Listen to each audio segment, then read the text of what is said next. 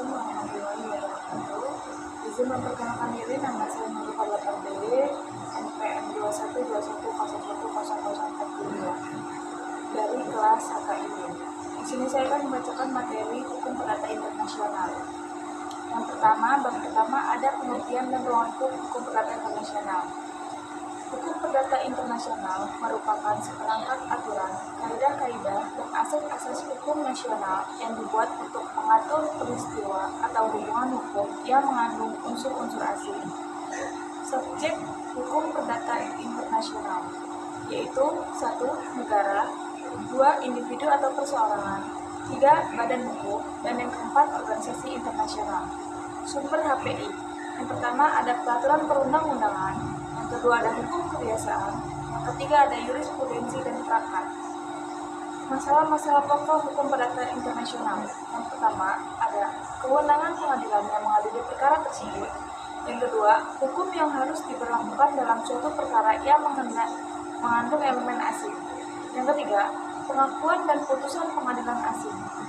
Ruang lingkup hukum perdata internasional. Pertama, ada hukum perdata internasional sama dengan choice of law. Yang kedua, HPI sama dengan choice of law dan choice of jurisdiction. Yang ketiga, ada HPI sama dengan choice of law ditambah choice of jurisdiction dan condition strangers. Dan yang keempat, HPI sama dengan choice of law ditambah dengan choice of jurisdiction, condition strangers, dan nationality. Bab 2 ada titik-titik pertalian sebagai penentu persoalan HPI. Titik pertautan atau pertalian dapat kita definisikan sebagai fakta-fakta di dalam sekumpulan fakta perkara HPI yang menunjukkan pertautan antara perkara itu dengan suatu tempat tertentu. Macam-macamnya. 1. Titik pertalian primer atau TPP, yaitu faktor-faktor atau keadaan-keadaan sekumpulan fakta yang melahirkan atau menciptakan hubungan HPI. Faktor-faktor yang tergolong TPP meliputi 1. Kewarganegaraan, bendera kapal dan pesawat terbang, domisili, tempat kediaman, kebangsaan badan hukum, pilihan hukum, dan intern. Yang B ada titik pertalian sekunder atau TPS, yaitu hal-hal atau keadaan yang menentukan hukum mana yang berlaku dalam suatu HPI. Ada beberapa macam-macam TPS, yaitu tempat letak yang indah, tempat dilangsungkannya perbuatan hukum, tempat dilaksanakannya suatu perjanjian, tempat terjadinya perbuatan melanggar hukum, maksud para pihak, tempat diajukannya proses perkara. Kemudian bertiga ada status personal dan kaitannya dengan prinsip kewarganegaraan dan domisili.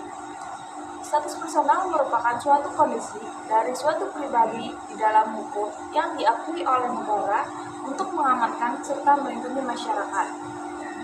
Ruang lingkup status personal dibagi menjadi 3 konsepsi, yaitu pertama konsepsi luas, meliputi berbagai hak-hak hukum pada umumnya, termasuk lahirnya dan terhentinya kepribadian seseorang.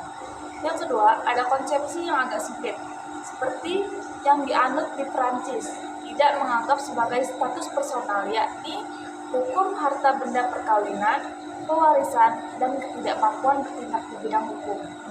Yang ketiga, ada konsepsi yang agak sempit, yaitu sama sekali tidak memasukkan hukum keluarga dan waris dalam jangkauan status personal. Cara-cara menentukan status personal, ada asas nasionalitas atau kewarganegaraan dan asas teritorialitas atau domisili. Kemudian ada asas-asas dalam menentukan kewarganegaraan, yaitu cara menemukan kewarganegaraan ada asas ius soli dan asas ius sanguinis. Kemudian asas untuk penentuan status badan hukum ada 1. Asas nasionalitas atau domisili, yang kedua ada asas centre of administration atau bisnis, yang ketiga ada asas place of incorporation. Kemudian bab 4 ada kualifikasi hukum perdata internasional. Kualifikasi adalah suatu kewajiban untuk memilih salah satu sistem hukum yang relevan dengan kasus yang dihadapi. Kualifikasi dapat dibedakan menjadi 2. 1. Kualifikasi fakta, yaitu proses kualifikasi yang dilakukan terhadap sekumpulan fakta yang dihadapi dalam sebuah peristiwa hukum untuk ditetapkan menjadi satu atau lebih peristiwa atau masalah hukum sesuai dengan sistem klasifikasi kaidah hukum yang berlaku di dalam suatu sistem hukum tertentu. Yang B, ada kualifikasi hukum, yaitu penetapan tentang penggolongan atau pembagian seluruh kaidah hukum di dalam sebuah sistem hukum ke dalam pembidangan, pengelompokan, atau kategori hukum tertentu. Kemudian ada macam-macamnya. 1. Teori kualifikasi meliputi kualifikasi menurut Lex Fori, teori kualifikasi menurut Lex Kaus, teori kualifikasi bertahap, dan kualifikasi otonom. Kemudian yang B ada kualifikasi HPI. Kualifikasi HPI 1. Kualifikasi HPI status personal atau perkawinan. 2. Kualifikasi HPI hukum benda. 3. Kualifikasi HPI hukum kontrak. Dan 4. Kualifikasi HPI perbuatan melawan hukum. Kemudian bab 5, penunjukan kembali atau renvoi. Renvoi adalah doktrin yang dimanfaatkan untuk menjauhi aturan atau kaidah yang telah ditetapkan sesuai dengan tata cara HPI yang normal. Jenis renvoi ada revision dan transmission. Kemudian hubungan dengan masalah kualifikasinya, yaitu jika hukum asingnya ditunjuk hanya terdapat ketentuan hukum material asing, maka disebut dengan Satznormenverweisung. Sedangkan jika yang ditunjuk adalah keseluruhan ketentuan hukum asing, yaitu ketentuan material, intern, dan HPI, maka disebut dengan Gesamtnormenverweisung. Kemudian bab 6 ada ketertiban umum dan hak-hak yang diperoleh. Ketertiban umum yaitu semua kaidah hukum setempat yang dibuat untuk melindungi kesejahteraan umum yang harus didahulukan dari ketentuan-ketentuan hukum asing yang isinya dianggap bertentangan dengan kaidah hukum tersebut. Kemudian hak-hak yang diperoleh dalam ketertiban umum dapat diakui selama pengakuan itu tidak bertentangan dengan ketertiban umum, Lex Fori, atau dengan asas-asas keadilan yang hidup dalam masyarakat forum. Kemudian hubungan antara ketertiban umum dan hak-hak yang telah diperoleh.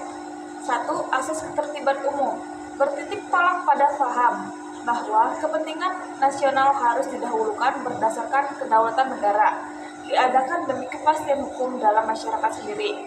Yang B, ada asas-asas yang diperoleh, bukan hanya kepentingan dunia internasional atau orang asing, tidak hanya demi keadilan, tetapi juga kepentingan nasional kita sendiri, supaya tidak dipencilkan oleh dunia internasional.